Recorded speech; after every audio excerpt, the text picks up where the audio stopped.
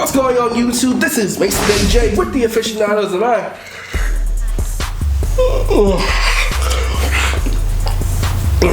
Sorry, I'm a little bit tired. I just got done watching the very first episode of the Netflix original series, Jessica Jones, based on the Alias comic book. And where I am on the East Coast, it's 3 o'clock in the morning. Well, actually, technically, it's 4 o'clock in the morning. And I have not had my Super Soldier serum of the day, coffee. So, this is going to be the first out of a series of episodes. You're going to see me and the other aficionados and several guest stars as we review each and every episode as we watch them, like fresh off the boat. And because this is the very first episode, while it will have spoilers in it, I'm not going to be super heavy.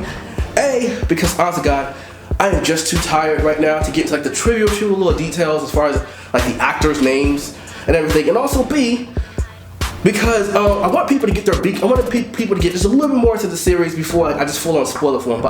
But discussing the very first episode, I am a huge fan of Jessica Jones, Brian Michael Bendis, and Alias.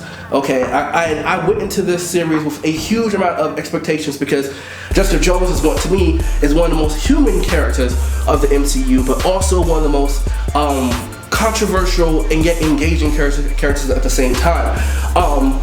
And I felt like while I liked the episode, I felt unimpressed. Once again, this is only the first episode. We have 12 more to go. Okay, and in direct comparison to the Daredevil series we came before, I thought the opening was much weaker. How can I put this?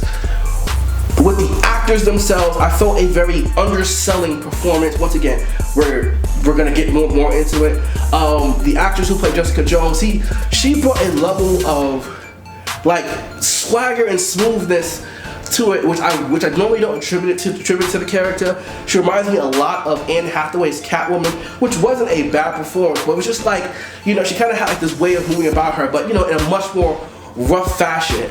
And I felt like when it came down to the elements of her being a broken individual, having just got done or having recovered from her traumatic experience at the hands of Kilgrave, you know, played by my favorite Doctor Who, nonetheless, that I don't know, I felt like the transformations between her private self and her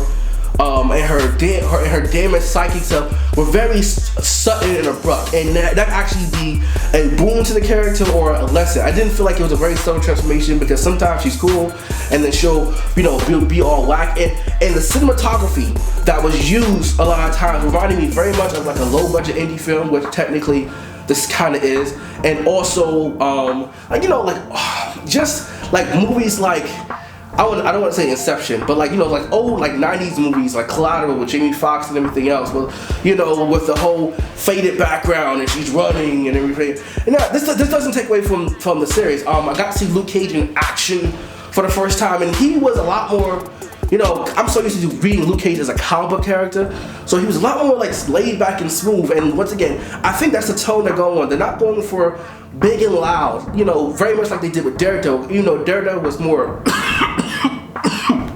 excuse me. Even though Daredevil was more like in the shadows, the fight scenes and everything was so like graphic and gritty and raw that it was always hitting you in the face. I think they're going with a much subtler, smoother approach in this series so far, and that's one of the things I enjoy about it. Carrie-Anne was actually one of the actresses I did not know was going to be in the series. She plays the head of a lawyer firm which hires Jessica Jones, and she also is involved in a three-way lesbian relationship, which is very nice to see. Not so much because of lesbianism, but only because I like Carrie-Anne Moss as an actress. I've liked her since The Matrix, so I like seeing the actress get work.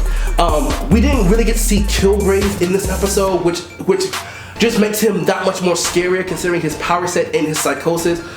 But I do love the scenes where they featured him. There was one scene in particular where Jessica is like on the fire escape, and like the light behind her kind of just shifts like into purple, you know, and then like you kind of hear his voice, and all throughout the episode, I always got the feeling that he was always like right behind you. Like he could actually be like full on behind me as I'm watching the show the whole time, and it gave me very much a sense of dread. But like I said, it's just right now it just felt maybe it's only because I'm comparing it to Netflix, comparing it to Daredevil, and comparing it to all the other shows. which like Agents of Shield, Supergirl and everything else, which have had time to catch their stride. It was only the first episode which I felt was underwhelming, but so far I'm still very much engaged. Comment down below, let me know what you guys think. I'm sorry to keep this video short. I'm exhausted. I gotta get some sleep so I can have more energy to watch the second, third, fourth, fifth, sixth, seventh, 8, 9, 10, 11, 12, and other episodes. Let me know what you think about the very first episode so far. How do you feel about the character of Jessica Jones? Were you a fan of the comic book before the show, or is this your first time coming into it? How do you feel about the performances so far, only in episode 1, of Luke Cage, of Jessica Jones, of Carrie-Anne Moss, or even just of Kilgrave? Right now, where I feel like the other characters need to catch their stride, but with Kilgrave, he lit off out the gate just automatically awesome. But this is Mason AJ with the Aficionados, and I'm still watching the Jessica Jones series. Special guest with the one-time only podcast extraordinaire, Gwenessa.